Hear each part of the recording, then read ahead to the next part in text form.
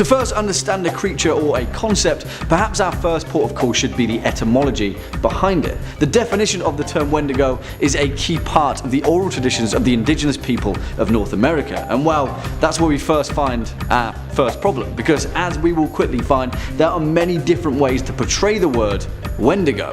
In the Ojibwe language, it is the Wendigo. In the language of the Algonquin people, it is Wajigo. In the Cree, it is the Wikitau. And in the Proto-Algonquin of the Algic, it is Wi Nekito Wa, which most likely translated to owl in their original language. And this is where it is difficult to pinpoint the exact origin of the concept, or whether there even was an origin point, and the Wendigo instead emerged into the psyche of the indigenous people of North America through a shared sense of moral obligation, or even stranger still, the same shared experiences. That though is pure speculation, but interestingly enough, there is a similar word, the Wachuge, that depicts a similar being that appears in the legends of the Athabascan people of the Northwest Pacific coast. You see, much like the Wendigo, the Wachuge is a man-eating creature that devours flesh as a curse and eternal punishment. But interestingly, the Wachuge of legend is instead inexplicably tied to the creation mythos of a specific group of Athabascan people, the Danija, which roughly translate to those who live among the beaver,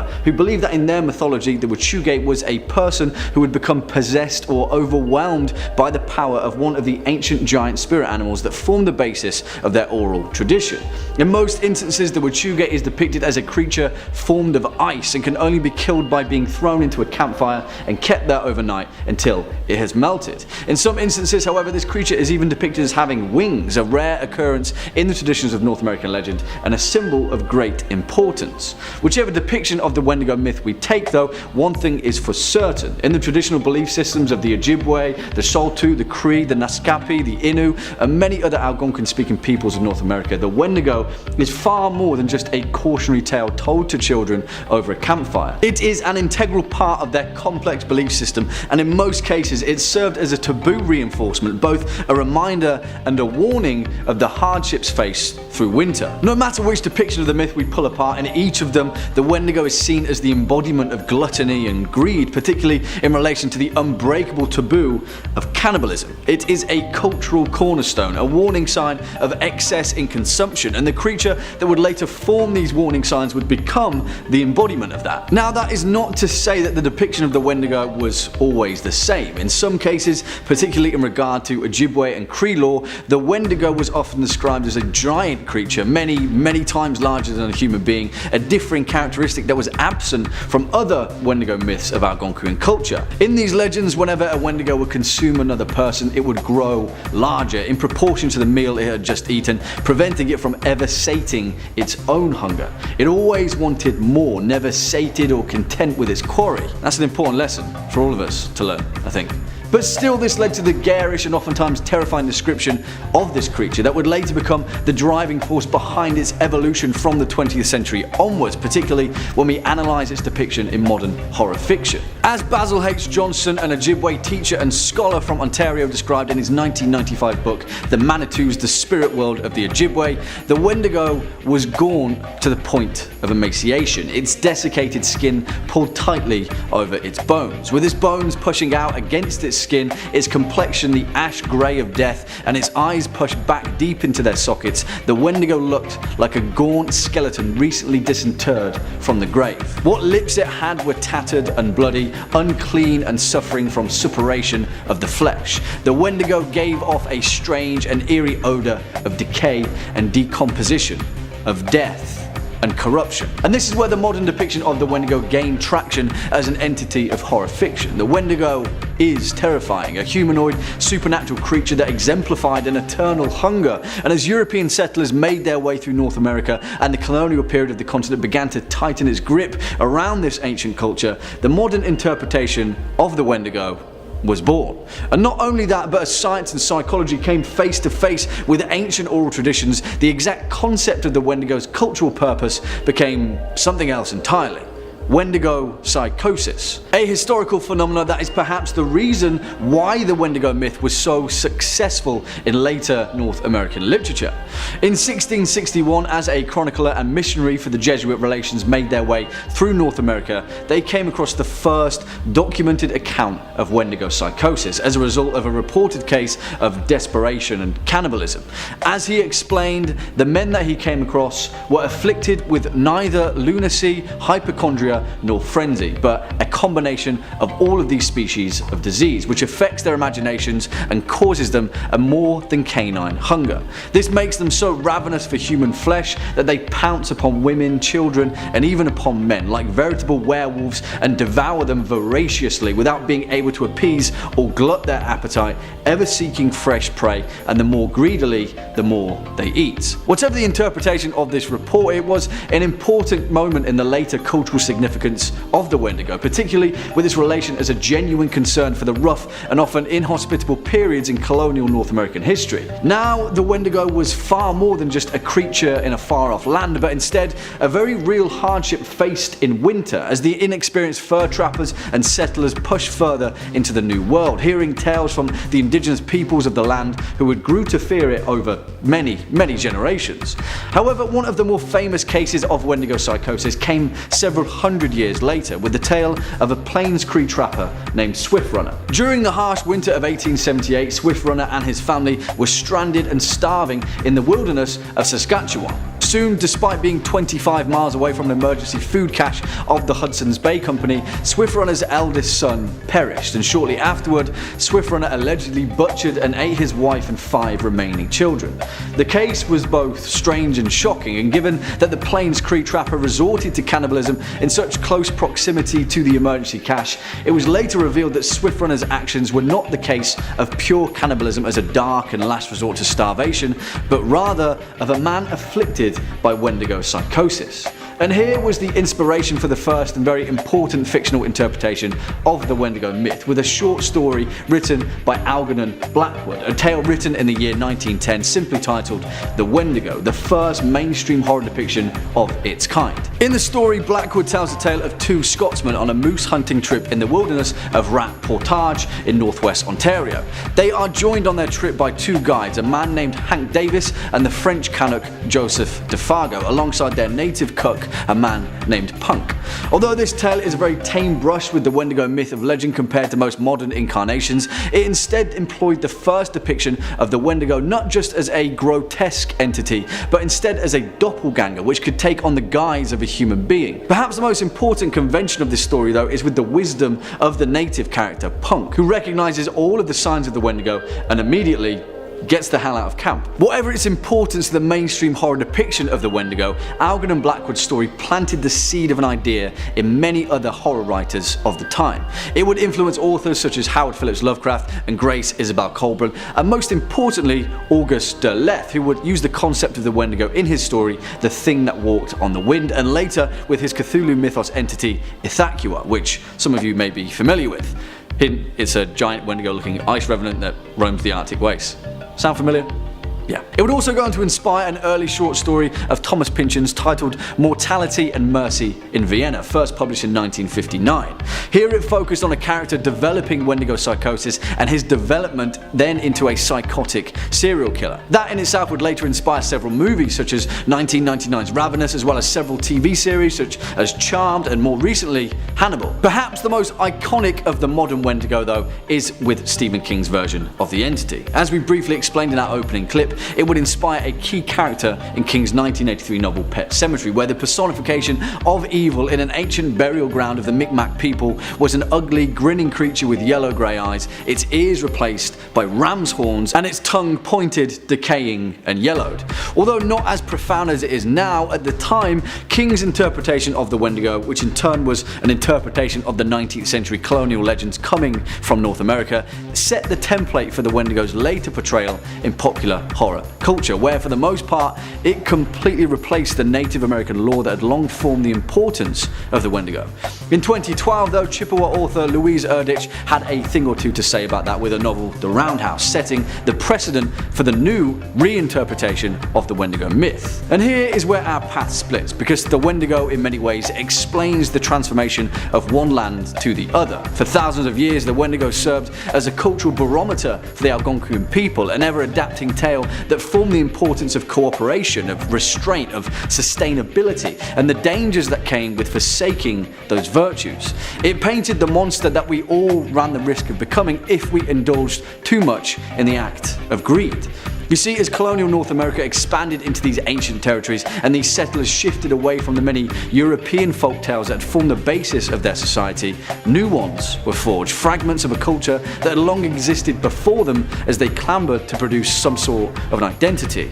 Whilst this identity has been interpreted in many differing ways, perhaps in most cases to their detriment, the essence behind the myth of the Wendigo has always remained the same.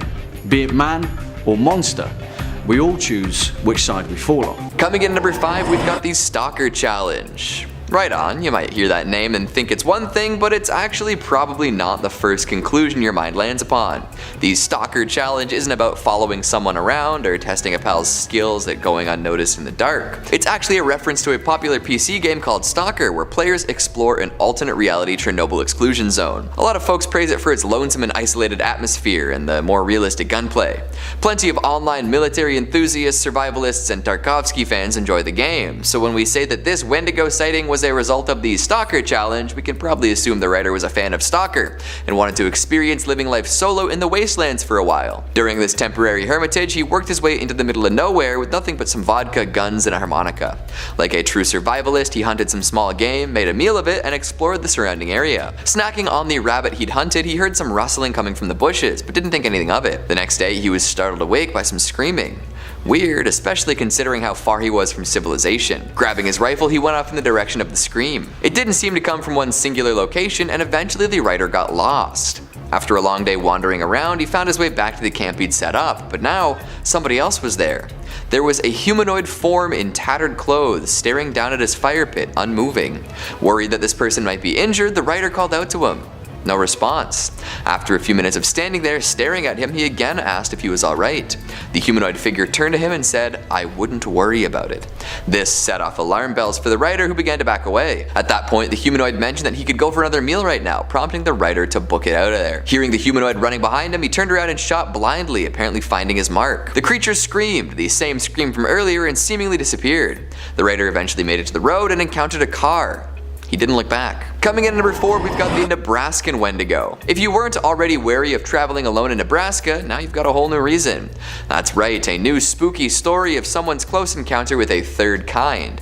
Maybe not an alien, but hey.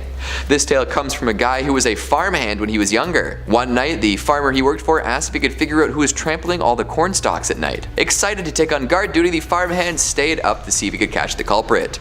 Armed with the farmer's shotgun and the advice not to shoot unless absolutely necessary, he hung out in a lawn chair and walked around the field a few times. Eventually, he heard rustling from within the cornfield, followed by what sounded like giggling children. This, of course, was the most unsettling moment of the farmhand's entire life. Not wanting to hurt kids, but also not wanting to get children of the corned, he brandished his gun and told them to leave unless they were looking for trouble. The giggling stopped and the rest of the night went smoothly. However, the next morning the farmer discovered something a little more disturbing than trampled corn. His cow, which had been left in the barn, was totally exsanguinated. All the blood in this animal was removed somehow and didn't leave any on the floors. The farmer called the cops and somehow managed to land on the explanation that it was some idiot kids, but the farmhand didn't quite buy that. However, the following night both the farmer and the farmhand stayed up to see if they could find anyone. The farmhand, sitting in his chair again, heard the giggling once more. This time he asked whoever it was to reveal himself, prompting a gigantic humanoid creature with antlers to shuffle out of the field. Bad call, to be honest. The farmhand shot at the beast and began to run away. During his flight, he was tripped by a gopher hole and fell to the ground hard. Suddenly it was morning and the farmhand was back inside the house, surrounded by the farmer's family. The farmer had told the cops that he was attacked by some random guy, but he chased him off. However, afterwards, the farmer took the farmhand aside and told him that he saw the beast too. It was on all fours after the boy tripped, and it took 6 shots from his rifle to scare it off. From then on, they didn't go out after dusk, and they kept guns on them at all times around the farm. Coming in at number 3, we've got a Nevadan Wendigo. Not Nebraska, Nevada. This is a different tale, although curiously enough, the protagonist of this story is the same age as the protagonist of our farmhand extravaganza. Funny how that works. While exploring some abandoned mine shafts, great idea I know, this lad felt as if he was being watched. Moving right along, he eventually encountered some old abandoned cabins. After looking through, he found a well, and this well stunk to high heaven, a strange, acrid, coppery smell, sort of a mix between fresh blood, rotten meat, and pennies.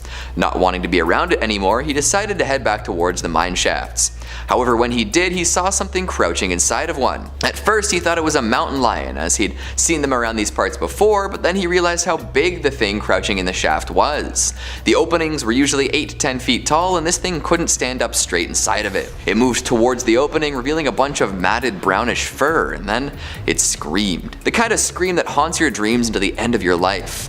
Our explorer pal felt his blood go cold and immediately shot at this creature with his rifle. A few rounds to the torso did nothing to stop it, however, and it continued to scream. Time to run. He scrambled away, jumping over fallen trees and occasionally turning back to fire quick pot shots and check if it was close. Eventually he made it back to his truck and hightailed it out of there, averaging 60 miles per hour. He drove without stopping until he got home where his dad was waiting. His dad asked him how the trip went and where he ended up, noticing that his son was quite shaken. When our mineshaft exploring storyteller explained to his dad where he'd been, his dad appeared concerned and told him to never go back to that location. They didn't talk about it again. Coming in at number 2, we've got the Allegheny Forest Encounter. As I find more and more of these stories, I realize how absolutely terrifying the forest can be. Did I realize this as a kid when I went camping, or when I decided to go way off track while visiting remote cottages? Probably not, but I'm still here, right? This story comes from a hunter and his seasoned outdoorsman buddy. They'd gone fishing in the woods and made sure to prepare adequately. Black bears around that area, so they had their guns with them. After encountering a mangled deer corpse, they were a little unsettled. However, they chalked it up to a bear or maybe some coyotes and kept moving. A little while later, something set off the buddy's spidey senses and he asked for his gun. Moving to the middle of the creek, they saw a bear running through the woods full tilt. It was followed pretty closely by a deer headed in the same direction. But why would a deer be chasing a bear? Well, it wouldn't. Something was chasing both of these creatures, something huge. From afar it looked like a massive deer with superimposing antlers, but as it ran, it noticed the two hunters and moved towards them. When it got up close, they realized that it had a huge maw full of teeth that could only be described as belonging to a carnivore. That was all the warning they needed. Shooting at the beast while running away, they made sure to put as much distance between them and it as possible. Eventually they made it to a plateau where nothing seemed to be wrong. Reloading their weapons and looking around for any sign of trouble, they realized they were in the clear. Miles from their base camp, they hiked all the way back on high alert but never encountered the creature again. Even now, they have no idea what the hell they ran into. And at number 1, we've got another farm experience. This one doesn't stem from working on a farm though, it stems from living on one. When the writer was about 13, he and some friends lived in a rural area and would often get together to goof around in the woods.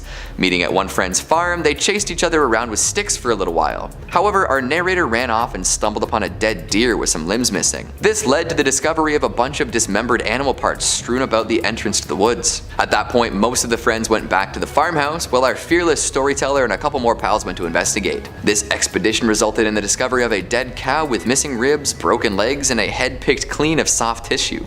Yuck. That was it for the night and everyone got home safe. About a week later though, while hanging out near his house, the storyteller heard what he thought was his dog. Thinking it would rush out of the bush and beg for a treat, he wandered in the direction the noise was coming from, but what came out of the bush was not his dog. It was a shambling abomination, walking around like a newborn doe, covered in viscera with teeth as sharp as knives. Needless to say, he ran right inside. That night, while gripping a baseball bat in bed, he heard an awful scratching upon the wall outside his room. As this happened, his dog started freaking out, barking at the back door. Our storyteller rushed downstairs and grabbed the dog, double checking that his door was locked, and he stayed up all night listening for more. The noises eventually subsided and dawn broke. In the morning light, he peeked outside the door and saw an assortment of pig's feet strewn about the porch. Yikes. Coming in at number 5, I have the Wendigo from Borderlands 3. Borderlands 3 is the 4th installment of the main series Borderlands games and was released in 2019. The release was a success and the game met a lot of people's lofty expectations. The game is a first-person shooter game where you play as a vault hunter. There's a plethora of different quests and missions in this game, and as I'm sure you're all expecting, one of them is centered around a Wendigo. The Wendigo boss is found during a mission called Horror in the Woods. Yeah. horror in the woods, guys. It's safe to say the makers of this game know that this creature is freaking scary. You find this Wendigo in a deep, creepy looking cave. The Wendigo in this game is fast and extremely talented at climbing because oftentimes it will scale the walls of the cave on all fours. It has classic antlers jutting from its head and will often charge at the player. What's different than other adaptations of the Wendigo though is that this thing can literally spit fire. As if scaling walls and being super fast and strong wasn't enough, the game makers decided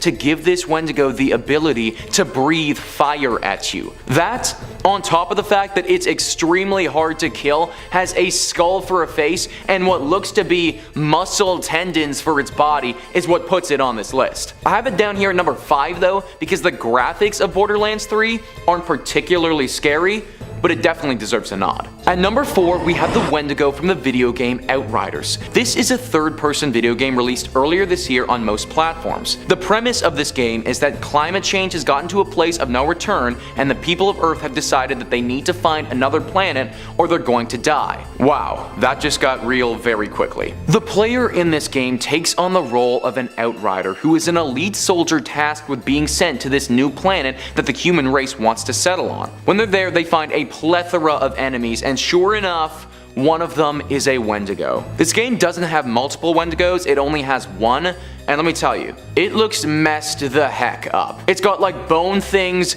jutting from its back in unnatural, unsettling directions, and it's this one disgusting slit on its face that is either its eye or its mouth. I'm not even sure, it could be both. For hands, well, it doesn't really have hands actually. Instead of those, it has one massive sword-like weapon thing jutting from its right side, and then 3 more tiny claws coming out of its left side. Basically, this adaptation of a Wendigo is a freaking nightmare, and it has evolved to an advanced killing predator machine. In the game, this thing is also a boss, and super hard for the player to kill. For starters, I obviously don't want to get eaten, but if I'm gonna get eaten, can we just make it from a normal mouth, please? Not some slit thing that might also double as an eyeball. It's gonna be a hard pass from this guy. Coming in at number 3 on this list is the Wendigos from Fallout 76. Fallout 76 is another installment in the Fallout series, which for the most part has gotten excellent reviews. Although many thought that this video game as a whole did not meet the standards of the previous Fallout games, they definitely nailed it with their adaptation of the Wendigo. The Wendigo in Fallout 76 is a very fast and strong enemy that can be found in various locations around the map. Unlike the previous 2 video games mentioned, there are multiple Wendigos that the player has to deal with. Sticking to the folklore, the purpose of this enemy is to eat the player, and if you aren't careful or properly armed, they will succeed. What is different about Fallout 76 is that these creatures have different variations to them. The Ravenous Wendigo, the Glowing Wendigo, and the Scorched Wendigo can all be found throughout this game. The designation of what type of Wendigo they are is determined by environment or where the player is in the game. The image of the Wendigo changes slightly depending on what type of subspecies it falls under. However, they all have some general characteristics. They kind of look like a bigger and stronger Gollum from Lord of the Rings. The difference here is that rather than want to have the one ring of power, they just want to kill you and eat your flesh. Especially the ravenous ones. I mean, it's literally in their name. They are ravenous, so I can only assume that these Wendigos are pretty hungry. Coming in at number 2 is Seeking Evil the Wendigo. Seeking Evil the Wendigo is a PC game that came out in 2017 that is very similar to the likes of Slenderman. Deep in the dark forests of North America, your character wakes up in the night left stranded for dead. As if waking up disoriented in the woods wasn't enough, well, these aren't ordinary North American forests. This is the hunting ground of the Wendigo. The main mission in this game is to survive the likes of this demonic super predator. Problem is, this thing is quick.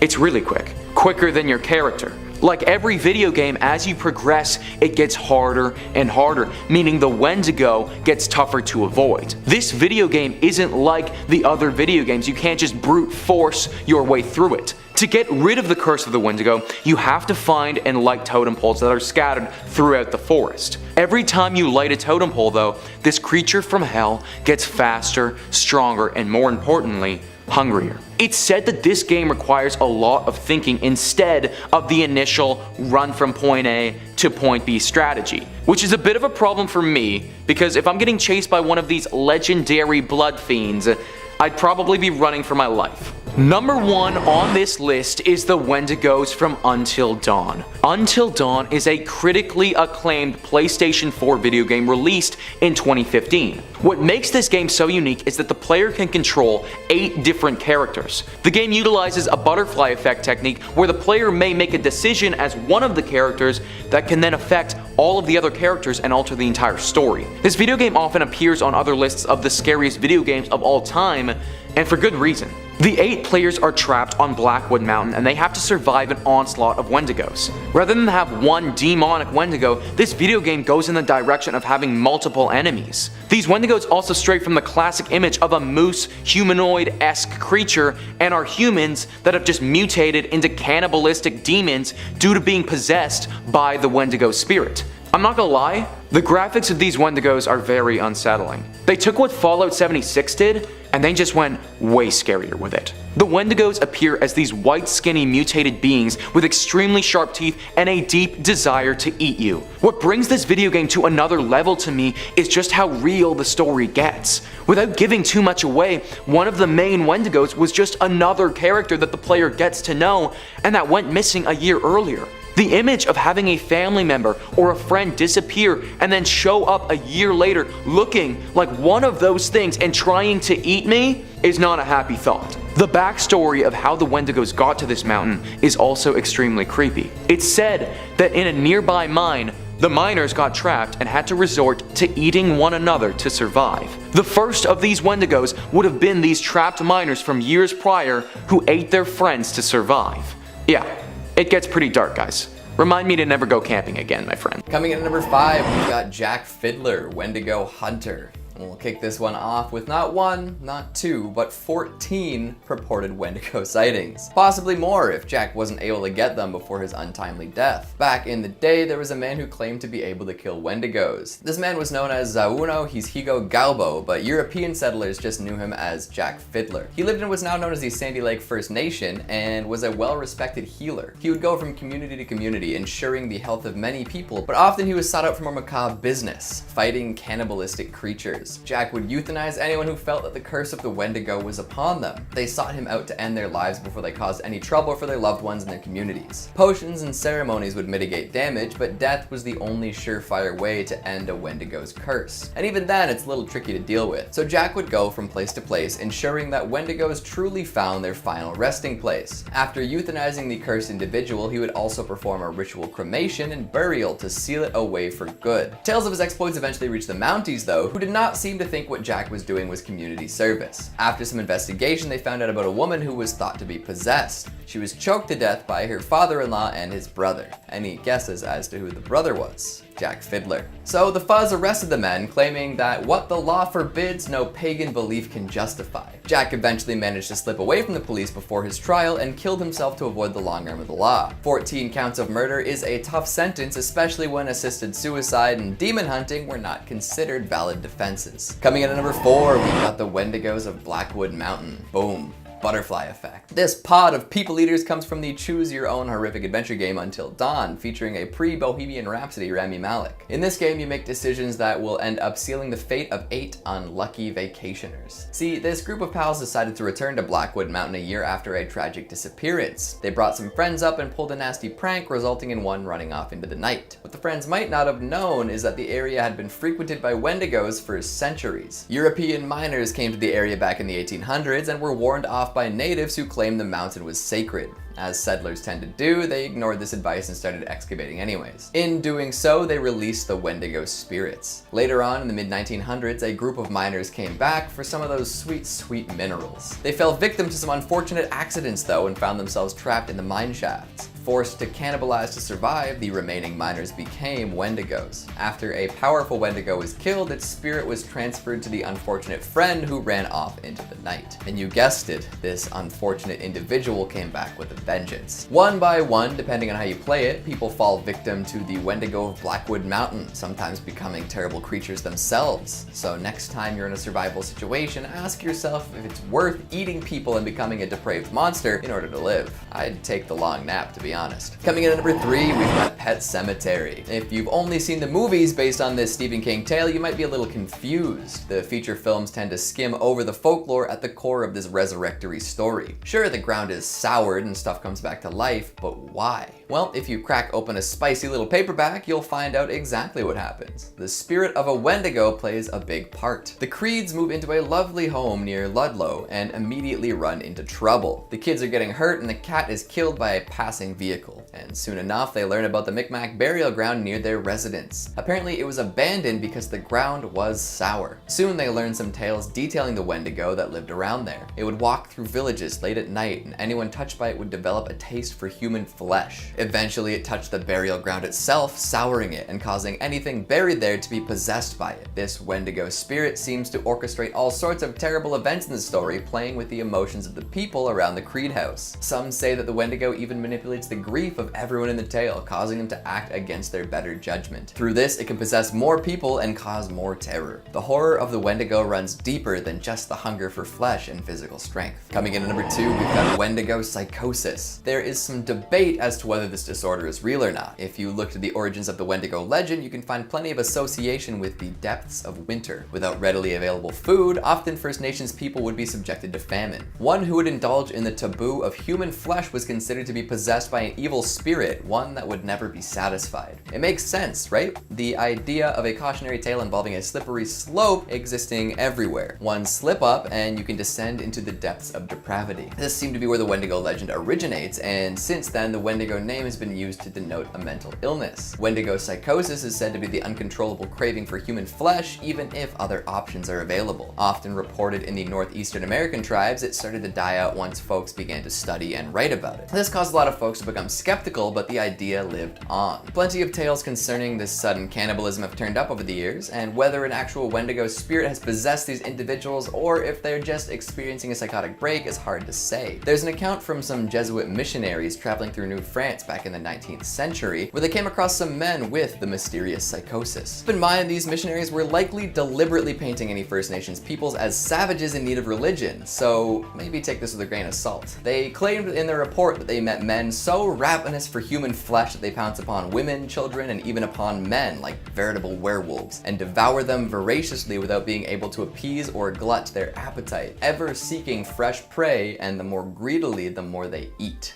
I mean, that does sound like a Wendigo, doesn't it? And coming in at number 1, we've got Swift Runner. This is a man who claimed to have been possessed by a Wendigo. It seems that he was generally well liked in his community. A Cree man, he was a tour guide that assisted visitors. In the late 1870s, he and his family moved into the woods. Unseen from the winter of 1878 until the spring of 79, the man came back and claimed that his family succumbed to starvation during the harsh winter. He did not look worse for wear though. Suspicious of the supposedly starving man, folks went to find his campsite, and when they got there, they were horrified to discover human bones, picked clean and hollowed out. There was even a skull with a shoe in it. After this, Swift Runner admitted to cannibalizing his family. Didn't appear to be totally necessary either. There were posts nearby that they could have used to get supplies, and the option to return to the community was still on the table. The answer to whether a Wendigo spirit had actually overtaken him died with him though, as he was hanged for his transgressions. Cannibalism is scary enough on its own, but the idea of a Wendigo makes it that much worse. Coming in at number 5, we've got a Nevadan Escapade. This story comes from a self-proclaimed survivalist living in Nevada. They open up the tale with a bit of a disclaimer, saying that they never really believed in the paranormal before this happened. In fact, prior to experiencing this, they would have assumed that anything strange going on would likely be the result of government experiments and the like. There was absolutely no way they expected an experience like the one I'm about to summarize. So the survivalist had a couple weeks of vacation saved up and didn't want to let it roll over to the next year. Taking that time off, he didn't really know what to do with himself. After a day of doing nothing, he decided to go camping on his own, as none of his friends were able to take any time off. Away he went, packing some basic supplies and grabbing coffee and donuts on the way out. After setting up camp in the middle of nowhere, the survivalist decided to have a little vodka and do some target shooting. Following an encounter with a jackrabbit, he came across a freshly killed coyote. Seeing as hunting coyotes is relatively common practice in Nevada, he didn't think much of it, but he still saw the way the body was left as strange. Weird smell too. That evening, while scanning through some capped channels on his ham radio, the survivalist came across something odd. Knowing that there was military presence in the area, he wasn't too surprised to hear the sounds of gunfire coming through the speaker. However, these wargame sounds were followed up by what he described as nails on a chalkboard and a blood-curdling scream. Immediately after hearing these noises, the radio crapped out. Uh-oh. Reassuring himself that whatever happened there was hundreds of miles away, he went to bed. The next day, while puttering about, he wandered into a fenced-off military area, letting him know that whatever those noises were last night, they were probably closer than he assumed. Exploring this area more, he came across a cave that piqued his interest. Heading inside, he didn't notice anything odd at first, but soon became attuned to a very particular rotting smell. The same smell he noticed when coming across the oddly killed coyote. This tipped something off in his head and he got the hell out of there. At that point, the survivalist was terrified. Returning to his camp, he found that it had been raided. Everything was torn up, tossed about, and emptied, and nothing was missing though. While checking on his equipment, he noticed that all of these sounds in the area had stopped, dead quiet as night fell. And that's when he saw it. A humanoid creature standing off to the side, looking straight at him with dark voids for eyes. Hell, it even looked like it cracked a little smile. The survivalist tried to shoot it, but his bullets didn't seem to do anything but piss it off, making it scream in an ungodly fashion. Seeing that his weapon wasn't doing much, he booked it out of there and found a crevice to hide out in until sunrise. And when the sun rose, he got the hell out of there, ASAP. Coming in at number 4, we've got the Forest Ranger. Being a forest ranger must be fascinating, right? Out in the wilderness all day, every day, minimal human contact, keeping an eye on the local flora and fauna, occasionally taking part in rescues, maybe helping a lost hiker find their way, wearing a cool hat. What a life. Of course, it isn't all fun and games. There are plenty of harrowing situations one can find themselves in when deep in the forest. However, mythical monsters don't usually come up during job training, so you better watch out. Take this tale from a forest ranger somewhere in the States. While responding to a missing persons report, they found themselves in a tricky area of the hiking trail. At some point it splits, with one of the paths leading people deeper into the forest instead of back to the service area. Naturally, the ranger called for some backup, and about a half hour later his backup showed up. Ranger and backup head off into the woods, calling out for the missing person, but to no avail. And when they got to the split in the path, Mr. Backup disappeared too. Trying for a while to contact the missing backup on their walkie, the ranger got a little spooked. Then, when all hope seemed to be lost, he ran into someone matching the description of the original missing person. However, this individual didn't respond to anything the ranger said to them. The ranger took the person back to their truck and told them to wait in the back while he went to look for his backup again. At this point, his backup chimed in on the walkie, saying that he'd found the missing hiker at the bottom of a hill with a broken leg and would be returning with him soon, which didn't line up with what he had seen. The ranger went back to the truck and saw that it was empty, with the passenger door wide open and the cage inside bent out of shape.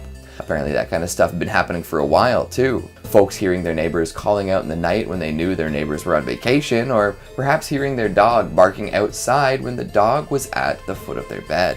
Coming in at number 3, we've got a deep woods discovery. There's nothing quite like having your expectations subverted, yeah? I don't want to spoil too much of this story before I tell it, so here we go. I found this one in green text format, and it seems to be coming from a person living in a rural area. Every year, they find that hiking in the wooded area near their home is quite pleasant in the fall, so they head out to do just that. However, they seem to find some of the more overgrown areas unsettling. Makes sense, especially if you're far away from society at large. As they explore a little more, they notice something dive into the bushes, giving them a start. At that point, the hiker has had enough and decides to book it. There's something nearby though, and it seems to be following quite closely. Eventually, the hiker makes it to the end of the trail and realizes that they have to go back where they came from. After the experience they had, they're not looking forward to it. In the end, they do indeed buck up and head back to the top of the trail. When they get to the part where they saw something dive into the bushes, they realize that it wasn't a monster or anything sinister, but in fact a little girl. She calls out for help, but as the hiker gets closer, a strange feeling washes over him. It looks like the girl is hurt and can't walk on her own, but when the hiker gets close enough for the little girl to see him, she begins screaming bloody murder. Oh no. It's at this point that the hiker gives up all pretenses and eats the girl taking her form. Bet you didn't see that one coming. Coming in at number 2, we've got the Moose Man. Let's take a quick trip to Alberta, except instead of seeing the mountains or hockey, we'll go looking for shape-shifting terrors. Hooray! There were tales circulating around for a while about some sort of centaur with moose features instead of horse ones, although many claim these to be patently false. That's not going to stop me from talking about it as if it were real though. This thing lived by the river and never got too close to human settlements. However, it would often kill and mutilate game animals to make them unusable. In fact, it's also said to have been involved in the killing and maiming of many men as well. Beyond the moose-centaur comparison, there isn't much to be said about the way this creature looks. It's huge, as all moose tend to be, and walks around with flesh hanging from its antlers. Like many creatures in the same vein, it reeks of something otherworldly and tends to make hideous noises when encountered. Whether the moose look is its only avatar or one of many forms, we may never know. And finally, at number 1, we've got the Roadrunner. Meep meep indeed. While walking his dog at around 10 p.m, our storyteller came across a couple dead rabbits accompanied by a horrid stench. Assuming it was just a fox or something, he moved right along. Soon after, his dog started acting super weird though. It wouldn't move at all and seemed to be staring at something off in the distance, eyes wide. Then the smell came back. This time he couldn't quite place where it was coming from, but he'd heard enough stories about bad smells and evil vibes in the woods to know to be careful. He took his dog and got off the path, hiding in some tall grass to the side. That's when he saw it. Something almost indescribable. Gray skin, rotten flesh, a horrible, emaciated horse's head, limbs that only seemed to half work. Made him want to run away at full speed immediately, but that was a bad call with it so close by. Sneaking seemed to be the better choice. The man and his dog started creeping away and got about 50 feet. The creature was out of sight now and the man thought he could start running. But apparently the Roadrunner knew exactly where he was trying to sneak away to and was immediately on his tail. Thankfully, the sneaking gave this man and his dog a bit of a head start and they were off to the races. As they ran from this awful beast, the man could hear it breathing. It sounded like an overexcited child, happy to be running in the woods in search of something good. Thankfully, getting back to the jagged gravel path proved to be a challenge for the Roadrunner. Whatever was wrong with its limbs made it difficult to traverse the rocky terrain, and eventually it gave up, screaming all the while. The man hasn't seen the creature again, but that's no guarantee that it's not around. Shapeshifting isn't uncommon with these kinds of things. Number 5, some strange noises. One of the creature's signature calling cards is said to be its horrific wails. Its pained shrieks that don't sound like any animal you'd recognize. It's also said that it's been able to imitate human voices to better lure out its prey. And perhaps those disconcerting sounds were caught on tape as recently as 2019 when a series of howls and shrieks left a hunter and a government biologist searching for answers as to what was going on in those woods. Gino Mikas was hunting with his wife and grandson in northwest Ontario in a fairly remote rural area, about 50 kilometers away from the nearest sign of civilization, most likely an en route. Sorry, rest of the world, that joke is just for Ontario. It's a Canadian cryptid, what can I say? At first, I thought it was a moose, but my mind changed when it screamed again and again. Mikas is an avid hunter, a resident of Sioux Lookout, and knows his way around the woods and what creatures should be living in it. He added on saying, "I've heard many different animals in the wild, but nothing like this. I grew up hunting with my grandfather for the first 12 years of my life. The howls initially came from the distance but soon appeared closer." We've got the clip, so why don't you take a listen for yourself and see what you think.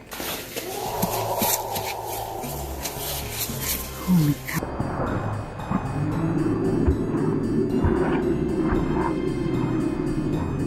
Now, some speculated that it could be a grizzly bear. However, there's not a lot of evidence for that since grizzlies don't really live in these surrounding areas. They are known to roam, but there's not reports of grizzly bears nearby. Others speculated that it could be a wolf, which definitely is possible, but you would think that an expert seasoned hunter would recognize a wolf. So, there's a number of people who speculate that this could be the mythical Wendigo caught on tape. And if you're looking for way more stories of folklore, creatures, cryptids, well, you already know what channel I'm going to recommend. It's the one you're watching right now. We've got tons and tons of scary lists just waiting for you to discover. So hit that subscribe button, please make sure to hit that bell so you don't miss a single scream and get all caught up. But do that at the end of this video if you wouldn't mind. I got way more Wendigo sightings coming up for you. Number 4, Southern Ontario sighting. Our next story also comes to us from my home province of Ontario. Makes a lot of sense. It's where a number of regional myths revolving around the Wendigo all originally stem from. Now this one comes to us from an anonymous Redditor who posted to the Skinwalkers subreddit detailing a strange encounter that they had, possibly with the creature. You take a listen to this. I decided to take my dog out for a walk this afternoon and not put my headphones in. As we were walking along, I heard a voice calling out my name in a sing-songy way. I stopped and looked around and I called for my dog to come back to me, and he stopped where he was and stared at me for a while and then eventually came to me. I didn't acknowledge it. I walked around a little more and still didn't see anything. Now, I live with my parents, and my mom knows that stories about skinwalkers freak me out. A few days ago, we were having a bonfire, and she hid and tried to call for me in a scary voice to freak me out, so I assumed this was the same thing happening. I continued walking and I heard, "Come over here," and I was so freaked out because this sounded like it was my voice saying it, and I heard this so much more clearly, like it was coming from inside my head. I have no idea what was out there this afternoon, but I can tell you for certain I will never walk out there without my headphones on again. Can honestly say this was the weirdest experience of my life. Now, if you believe the legends and folklore, if you hear the creature calling out for you, the only correct thing to do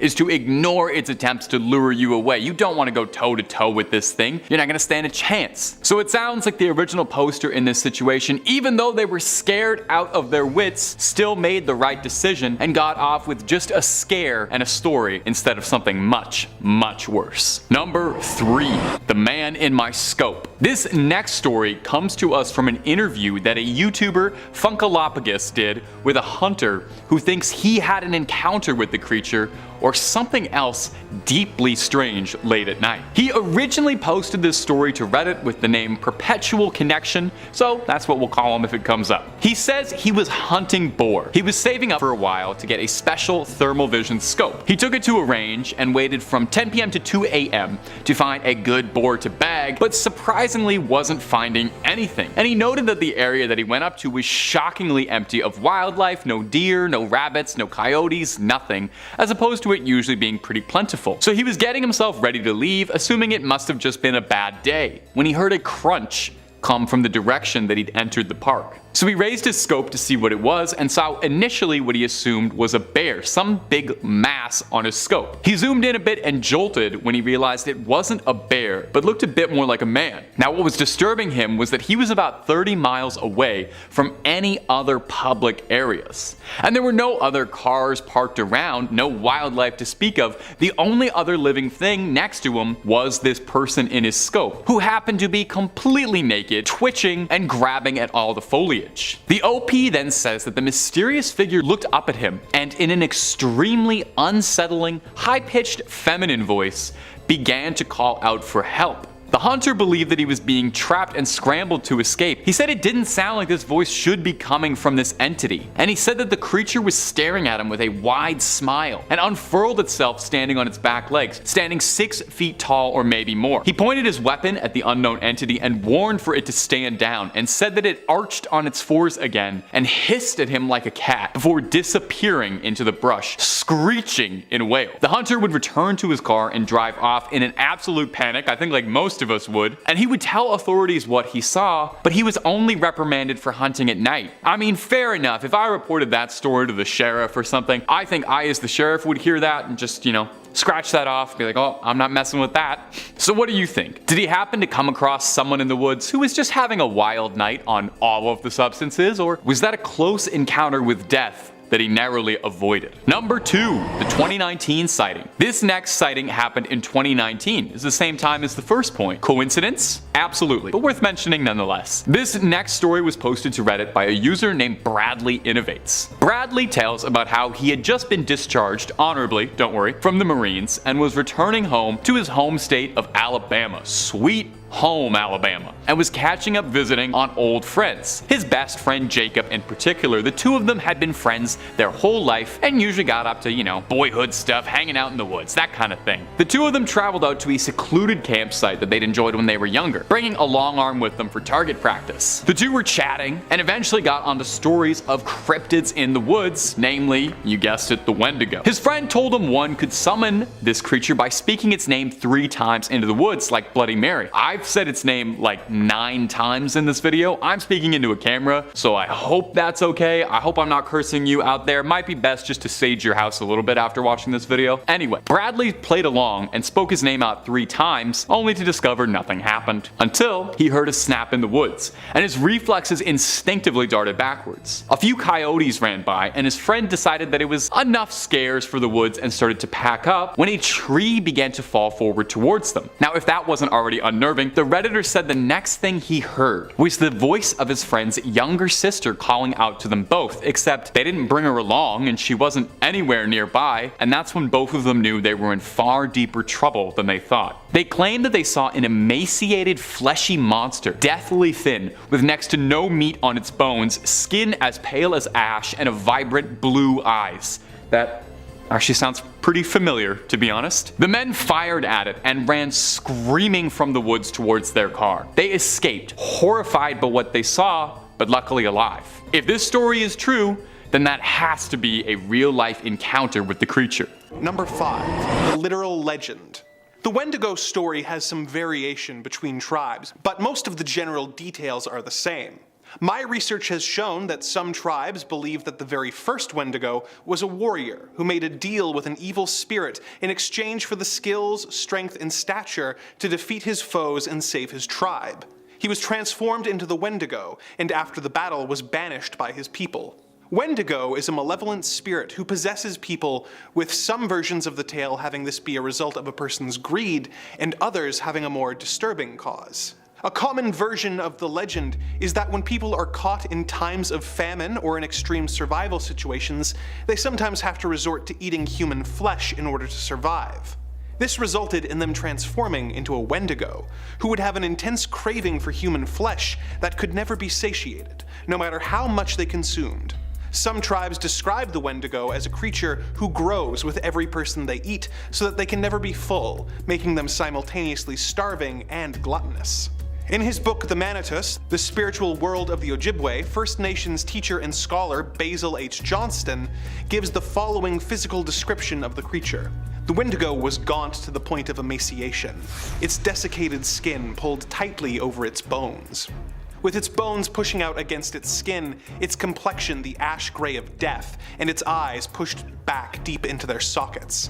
The Wendigo looked like a gaunt skeleton recently disinterred from the grave. What lips it had were tattered and bloody, unclean and suffering from the suppuration of the flesh. The Wendigo gave off a strange and eerie odor of decay and decomposition, of death and corruption. Wendigo's level of cunning in speech vary from version to version, with some tales having him imitate the voice of a loved one in order to coax their victims closer. A particularly disturbing folk story that was part of the compilation of tales assembled by a scholar named Lottie Marsden in Ojibwe Myths and Tales Archaeological Report of the Canadian Institute goes as follows. One time long ago, a big Wendigo stole a boy. But the boy was too thin, so the Wendigo didn't eat him up right away. But he traveled with the boy, waiting for him to get fat. The Wendigo had a knife and he'd cut the boy on the hand to see if he was fat enough to eat. But the boy didn't get fat. They traveled too much. One day they came to a village and the Wendigo sent the boy to the village to get some things for him to eat. He just gave the boy so much time to go there and back. The boy told the tribe that the Wendigo was near them, and showed them his hand where the Wendigo cut him to see if he was fat enough to eat. They heard the Wendigo calling the boy. He said to the boy, "Hurry up, don't tell lies to those people." The tribe went to where the Wendigo was and cut off his legs. They went back again to see if he was dead. He wasn't. He was eating the marrow from inside of the bones of his legs that were cut off. The tribe asked the Wendigo if there was any fat on them. He said, "You bet there is. I've eaten lots of you. No wonder they are so fat." Then they killed him and cut him to pieces. This was the end of this giant Wendigo. Number 4. The purpose of the legend. Whether the native people believe in the Wendigo as a literal creature or merely as a legend depends entirely on the individual's beliefs and who you ask, and it's frankly really not for me to say. There are certainly a significant number of believers who report sightings, but for the purpose of this entry on the list, let's look at the Wendigo from the perspective that it's a folk legend that was created and passed down for a purpose beyond "Look out, snow monster!" Many scholars believe that the Wendigo was created as a cautionary tale and a deterrent. As any Canadian will tell you, the winters here can be long and brutal. This would result in hunting parties being trapped in storms and there being extreme food shortages. In such extreme survival situations, it would not be uncommon for people in their desperation to consider eating members of their community in a last-ditch effort to survive. This was considered extremely taboo, obviously, and the prevailing idea was that in these situations it was the proper response to face famine with resignation and a readiness for death. This lends credence to the idea that the legend was created as a deterrent and a cautionary tale to prevent members of the tribe from eating each other during the long brutal winters, telling them that indulging in the consumption of human flesh would transform them into a hideous and ravenous monster who would be hungry forever.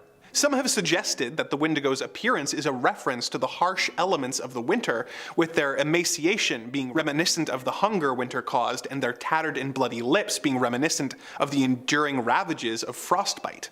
If the tribe believed that someone could also be transformed into a Wendigo due to greed, what better way to deter it than to tell the greedy party to shape up so that they could avoid turning into a Wendigo? The taboo against Wendigo-like actions were so strong that during times of famine, tribes, such as the Assiniboine, the Cree, and the Ojibwe, would reinforce the supposed dangers with a ceremony known as Wendigo Kanzim Owen, where people would wear masks and dance backwards around a drum. Although the Wendigo works well as a deterrent to man-eating, it is also used in a less literal way that is essential to keep in mind to understand the deeper meaning of the legend. Number 3. Wendigo as a metaphor. Beyond viewing the Wendigo as a literal monster or as a boogeyman created to prevent people from eating each other in desperate times, some people view the Wendigo as a metaphor for greed and its all-consuming nature, helping to reinforce the communal values that let members of a tribe live well together in their environments. Interestingly, native scholars have used this metaphor in modern contexts to great effect. For example, in his 1978 book Columbus and Other Cannibals, The Wetico Disease of Exploitation, Imperialism, and Terrorism, Dr. Jack D. Forbes uses the Wendigo as a metaphor for the attitudes and behaviors of domination and exploitation enacted on his people. As he writes, "I have come to the conclusion that imperialism and exploitation are forms of cannibalism, and, in fact, are precisely those forms of it which are most diabolical or evil," going on to say that the treatment of minorities clearly attests to the fact that, quote, "the wealthy and exploitative literally consume the lives of those they exploit." This really shows how effective this legend is as a metaphor for greed, working just as well in a tribal setting to prevent people from hoarding what little food was available as it does in a modern setting where imperialism's need to make others suffer for the benefit of a ruling class is explored. So, from a metaphorical standpoint, the Wendigo is undeniably real. We just call it capitalism. Number 1. Real Wendigo hunters. This entry focuses more on the belief that the Wendigo is a spirit who possesses people rather than causes them to turn into a giant monster. This belief has caused a few situations where people attributed violent acts to possession by the Wendigo spirit, or in other cases took the lives of people thinking that they were possessed and that their death was the only way to prevent the dangers of the Wendigo from taking innocent lives. An infamous case was the story of Jack Fiddler, the chief and shaman of the Sucker Dudum among the Anishinaabe in the northwest Ontario. He was renowned among his people for his ability to defeat Wendigos, having claimed to have defeated 14 of them during his life. He said that some of them had been sent by enemy shamans and some were afflicted members of his own band. In these cases, many of the afflicted's family members, or oftentimes the afflicted themselves, would request that Fiddler euthanize them according to their people's rights before they turned Wendigo. Fiddler resisted efforts to have his people convert to Christianity, making them some of the only indigenous people left in North America who were living traditionally with very little government interference in their legal or religious matters. In 1907, 2 members of the Northwest Mounted Police heard about Jack Fiddler and his Wendigo fighting and decided that this was a perfect opportunity to introduce Canadian law to the North. They arrested Jack and his brother Joe for murder, keeping them in captivity while awaiting trial. Canadian newspapers picked up and sensationalized the story, saying that it involved devil worship, and people across the country demanded a conviction, while the police investigating the issue viewed it as an opportunity for fame and advancement. Jack Fiddler escaped and took his own life, and his brother was charged despite testimony showing that the deaths had been euthanization of very ill people in an effort to protect their tribe, and that they were ignorant of Canadian law. He was sentenced to death, although further appeals secured his release. Unfortunately, the release order came 3 days after he had died. Without their leaders, Jack's people were forced to accept government rule and signed Treaty Number 5. Oddly enough, the government has not been very open about the fact that they sentenced 2 men to death in an effort to assert their power and dominance, and to bring fame and notoriety to their agents. See, I told you I'd bring it back to the government.